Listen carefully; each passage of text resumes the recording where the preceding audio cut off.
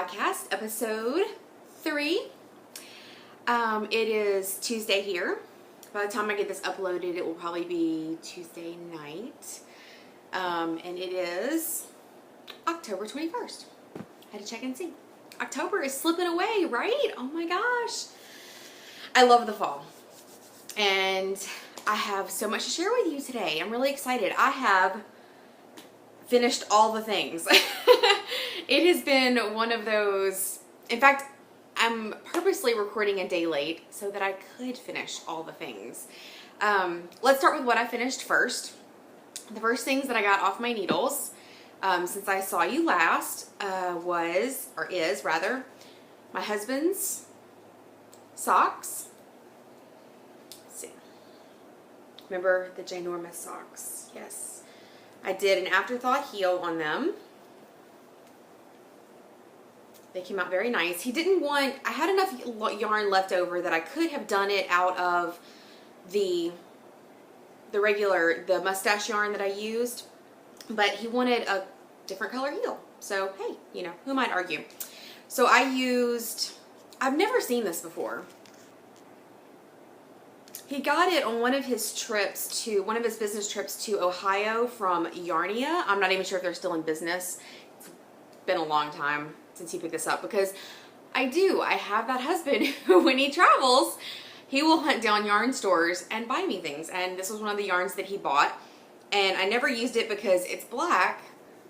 And I am not a big fan of knitting in dark colors. Black, dark brown. I'm really not. I do it, just not a huge fan of it. So I was kind of iffy about this one.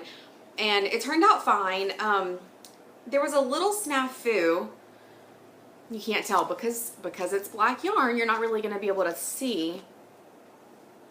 See the little bump there? I don't know. When I was doing the Kitchener, because black yarn is so hard, I don't know if I yanked too tight, pulled too tight, but it made this little bump there. I don't know. It bothers me because I know it's there. He'll never know it's there. No one else will ever. Well, you know it's there now, but realistically, I think we do that to ourselves as knitters. We are way harder on ourselves. But this is, in case you haven't seen the other episodes, this yarn is Mustache Yarn.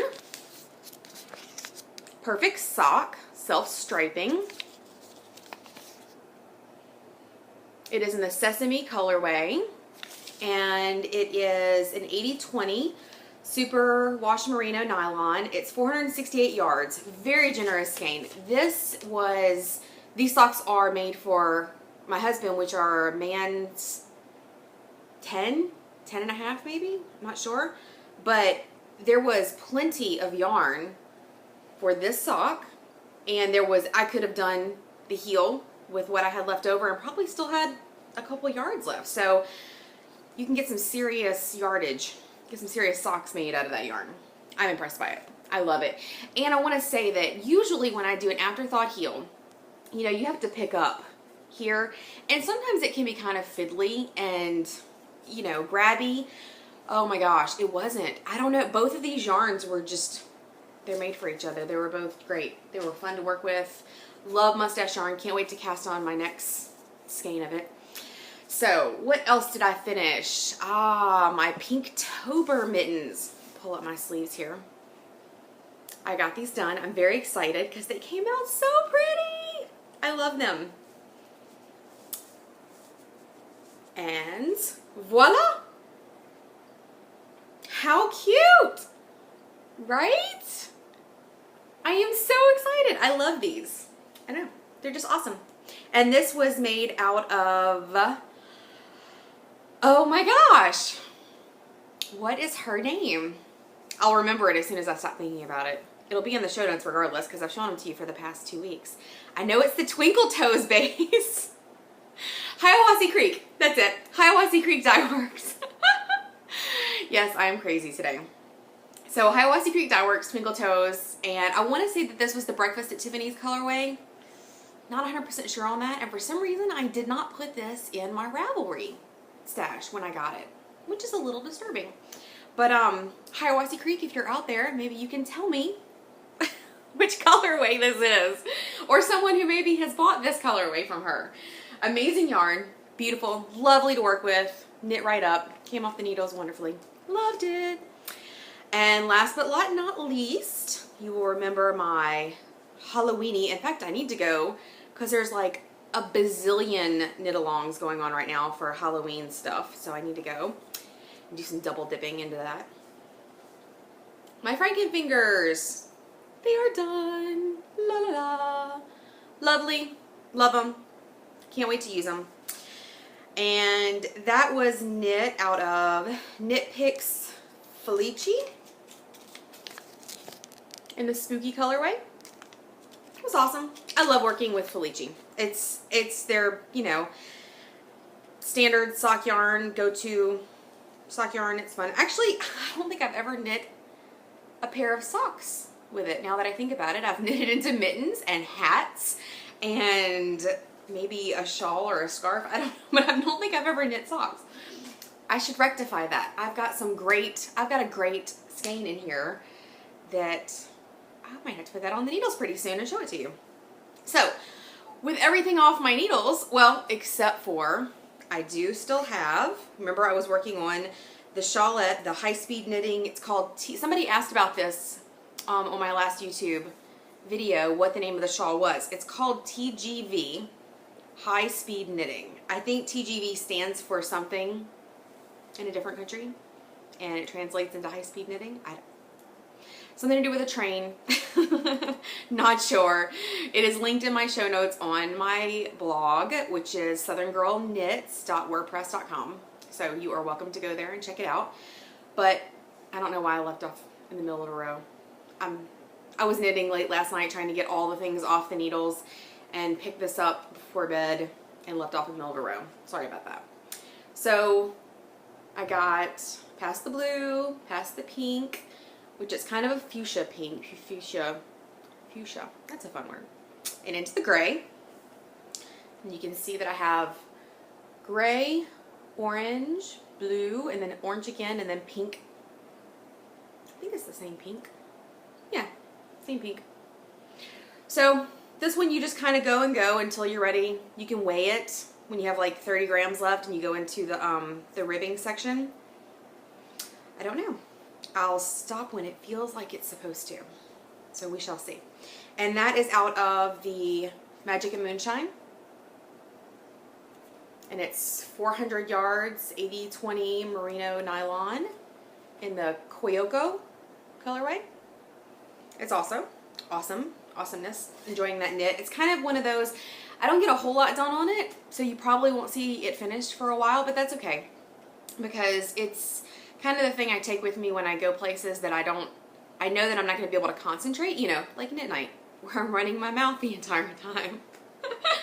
And will inevitably have to think back if it's complicated. So that's just a very standard, you know, pattern to accomplish during knit night. So I was left last night with one thing left. And I was like, oh my gosh, I get to cast on new things. I love casting on. Who doesn't love casting on, right? I mean, come on. We're knitters. That's one of the most exciting things. So I pull out all of my yarn and I go through, basically I decide what yarn I want to knit with, and then I'll go through patterns and kind of match them up from there, right? So I pull out, and you'll remember this from last week, the Lost City Knits. This is their Pathway sock. It's a superwash merino. 385 yards in the Minty Fresh colorway. And I got that at the Extravaganza this year. And I balled it up. 2 balls. Pretty. And what I do is I will take the skein, put it on my winder, ball it up, and then take the large ball, weigh it, see how many grams it is, because even though it said that it was supposed to be 110 grams, it was actually 120 grams. I feel like I got like bonus yarn. So I weighed it and then balled up the second ball until this one reached half of 120, 60 grams. And that way I knew I had 2 equal size balls. And then I was trying to decide what to cast on. And that's kind of where I got stuck. It's sock yarn, And I was thinking I was going to make the sock hat. I don't know if you remember me saying that last week. I was thinking it would make a beautiful sock hat. But I just knit a sock hat not too long ago. And they're beautiful when they're done, but they can become a little bit of a slog, you know? You know what I'm talking about if you've done that, right? So I decided, okay, well, it's so pretty and it's so lush. I didn't know if I wanted to put it on my feet. I have this really bad habit of not putting beautiful yarn on my feet. And I thought, you know what? No, I am going to do it. I'm going to put this on my feet. I am determined. So I remember at the extravaganza this past September that the Yarn Harlot had a pair of socks on her needles at the time when she got there. What she was knitting when she got there and what she was knitting when she left were two different things. What she was knitting when she got there was a basic pair of socks. They were stockinette socks, vanilla socks, nothing to them except they had a beautiful picot edge to the top of them. And I was like, you know, that is really an interesting feature. I mean, it's a plain vanilla boring sock, but you put a picot edge on it. It was just so pretty. And I thought, that's what I want to do. I want a vanilla sock that I don't have to concentrate on. I don't have to think about, no ribbing, nothing. I just wanted to show off this beautiful yarn. And so I'm going to do that. So this morning I started and I did the 6 rows of stockinette, and then you can see here, that's the knit 2 together, yarn over, knit 2 together, yarn over, knit 2 together, yarn over. And then I just finished with the last 6 rows of stockinette, and I'm at the point now where I will take it and fold it. Look how pretty that is. Ah! So the next row, I will fold them together and pick up through there. And when I'm done, it will be a beautiful picot edge. Isn't that gorgeous? And I think that this will really just show off. And then of course I'm going to decrease. It looks a little bit wide. It's 68 stitches on size 0 needles. I'm not sure if you can see that or not. These are my carbons, Knitter's Pride carbons. Love these. They are so sharp. See how sharp those are? Awesome. Favorite needles. So these are size 0. So I cast on 68 because I have a small foot, or rather I have a short foot. It is wide, but it is short. So I cast on 68 to get over the widest part of my feet, because there's not going to be that much give to it. It's not a ribbing, so there's not a lot of stretch. And so I will decrease to 64 and do my standard sock. You will see it as it grows, as it becomes what it will become. And I have not, usually I have my other set of needles here waiting, but I want to get that picot done to make sure that I know how to do it, that I'm doing it right? Because I've never done this before. So I want to try it on one, and then I'll cast on the second one and go from there. And I'm really kind of excited. So let's see what else. Oh, I'm so excited about this. Okay, and that was in my monkey bag that a friend of mine made for me. She doesn't sell bags, so sorry. This one's all mine. Isn't that cute? I love it. So in my Sheepy Erin Lane bag, I have a Lonely Skein of the most beautiful DK weight yarn. Oh my gosh, this stuff is so gorgeous. And I can't remember if I showed it to you last week or not. If I didn't, then I am sorry, but you get to see it now. And if you did see it, you get to see it twice, and it's worth it. Look at this gorgeousness. Let's see. Yeah, get the light to reflect off of it. It's just a beautiful, like, amethyst color. And it is so, oh my gosh, I cannot convey to you how super squishy and soft this is. It is glorious. It is October House. It's their Damson DK. It's 252 yards in the, what is that? Elderberry colorway. And it is, which explains the softness, it is 40% baby alpaca, 40% merino, and 20% silk. So seriously, you can imagine how good this feels, right? Oh my gosh. So I know that I want this around my neck. This has to live here. It has to be here. So I'm not sure. I know it's going to be, obviously it's going to be a cowl, and I'm just not sure which one. I went through patterns last night. I scoured Ravelry and had a miniature fiber crisis and put a couple things in my queue and favorited a couple things, and I'm just not 100% sure. So hopefully by the next time I podcast, it will have told me what it wants to be. I will have found something beautiful, because it needs a beautiful pattern to match the gorgeousness of the yarn. So I don't know, we'll see. If you have any suggestions, love to hear them. I'm thinking something simple, something close up, because it's rare that you can find a yarn that you want to touch your face at all times, like, you know? So if you have any suggestions out there, I am open for suggestions. And last but not least, I skeined up in my Rainstorm Studio bag, the beautiful owl bag with the clear cover. Love these bags. You know that by now. So I skeined up this beautifulness, and you will remember that.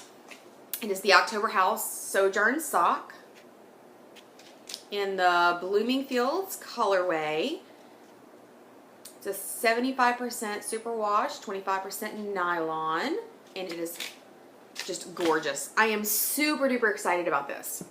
So I've decided that I'm going to do the Simple Skype sock by Adrienne Koo. We'll go with that. I have knit these before. Oh, that's a much better view. Isn't that pretty? I have knit these before, and they work very well for something as highly variegated as this is. And especially with the light colors, I think that the pattern will really come out with that. The crazy thing is they want you, it's made for a medium, the sock yarn that it calls for is a sport weight, and it's Blue Moon Fiber Art socks that rock medium weight. And they want you to use a size 2 needle for socks, like US 2, and which would be, I don't know what that would be in metric, I have no clue, but a US size 2 to me for socks is very large, and I don't knit socks on a size 2. Normally I knit them on a 0 or a 1, and so I am going to knit these on a 1, so I'm going to have to do gauge swatching.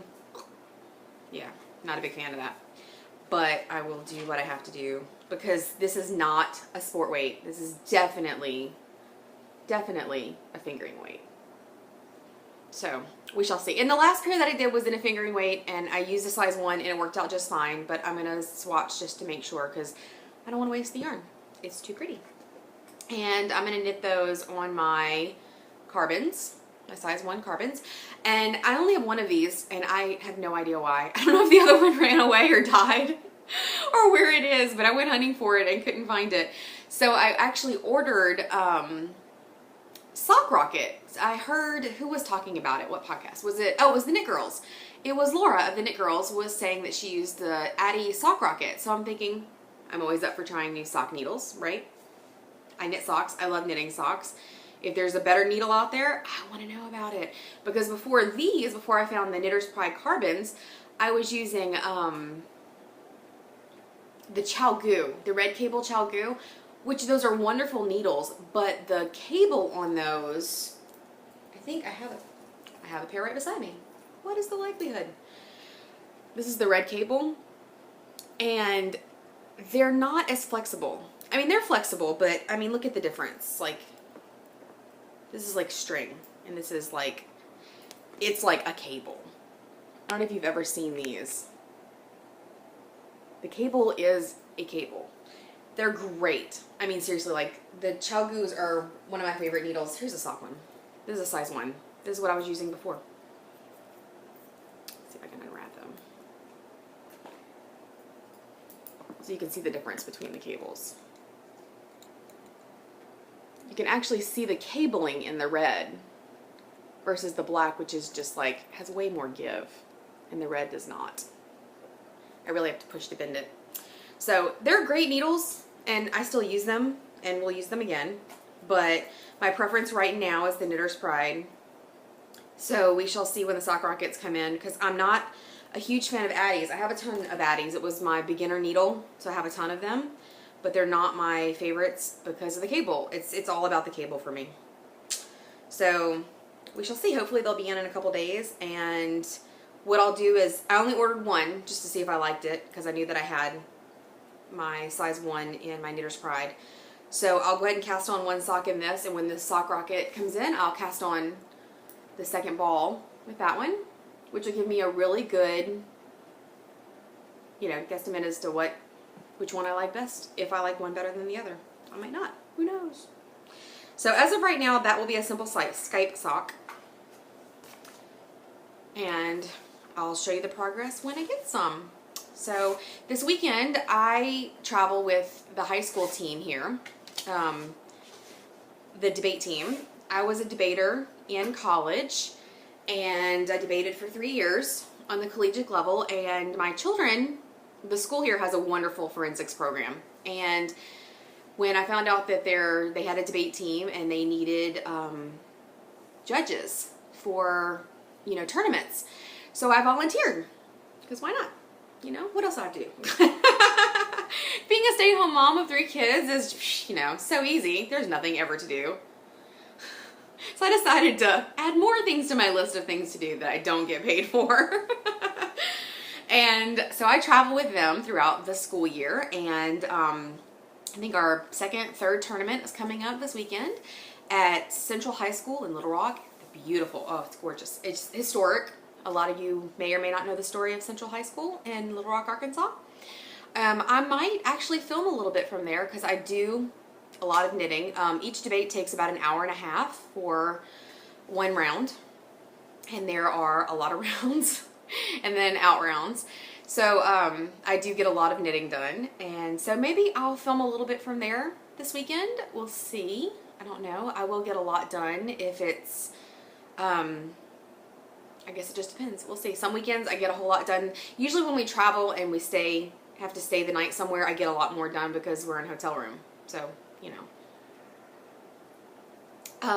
But we'll see. I'll probably just bring my vanilla socks with me, the ones with the picot edge, because I can't really concentrate. Debate takes a lot of concentration, and so I need something that I can just put down and pick up and put down and pick up while they're taking prep time and whatnot. So I also have I'm still reading To Kill a Mockingbird, and I'm almost done with that. I'm probably 65% of the way through with that. And I called my husband and had him pick up a book for me at Books A Million in Little Rock, where he works. And I got Lord of the Flies. I'm so excited. I was thinking, after I watched my second podcast, I was thinking, you know, I should probably figure out all the classics that I haven't read and read them. So, and there's a ton out there. And so I'm thinking that is the next on my list. Especially I have 2 almost 14-year-old daughter, a 12-year-old son, who will soon be 13. So, and they're in 7th and 8th grade. They're in junior high school. So they're reading, and they're in pre-AP English. So they're reading a lot of the classics right now and such. So I'm thinking, you know, I should be reading these too. I get a lot of good ideas off their book list, and Lord of the Flies was one of them. And I've never read it, and luckily I have not watched the movie yet either, because I have an issue with that. If there is a movie out there and there's a book, I want to read the book first, with the exception of The Fault in Our Stars. I can't remember the name of the book, because I bought this book for my daughter, and she read it and cried, and then she watched the movie and cried. And I thought, I just do not have the energy for children with cancer. I can't do it. I just can't do it. It's too much. So I absolutely just adamantly refuse to read the book or watch the movie, because I can't handle that. I can't handle teenagers with cancer. I'm sorry. I just don't have the emotional energy for that. Well, this weekend, I wasn't feeling very well, and my husband took the kids and went to Petit Jean. Arkansas is filled with like state parks. Beautiful, beautiful, amazing parks. So they went to Petit Jean, which has a waterfall, gorgeous waterfall. It's amazing. And while they were there, I was sitting on the couch, finishing up all the things. In fact, I think during that movie I was finishing these. And it was so sad. It was so horrible. Oh my gosh, I'm so glad that I didn't read the book, because the books are always more intense, right? The books are always better. There's more storyline, there's more character development, the plot is thicker. I don't think I could have handled it. I don't think I could have emotionally taken the toll that it would have taken on my heart, because the movie just, oh, okay, it's so sad. It's the most beautiful love story. It's amazing. I mean, it's kind of like, you know, Romeo and Juliet-esque. I don't know. It's crazy. I mean, I want to tell you, oh my gosh, go watch the movie. Stop what you're doing. Watch it right now. But you're going to cry. You're not just going to cry. You are going to sob. Your heart is going to hurt. You just be prepared for that. Absolutely go watch the movie, but be prepared for the emotional toil that it is going to take on you. By the time my husband and kids got home that afternoon, I just wanted to sit and hug them for the rest of the night. So, yeah, basically that's what I did. So I would not suggest watching that if you're feeling kind of weepy or sad already. No. But if you want to watch a good movie, it is a good movie. So I broke my rule. I watched the movie, didn't read the book. Do not plan to read the book. Could barely handle the movie. Doubt very seriously I could handle the book. So, I don't know. And as far as what I'm watching, I am catching up at literally right now on my television in the sitting room is Castle. I haven't started Castle this season. I like to let episodes build up, and there's like four or five out right now that I've let build up, so I'm starting those.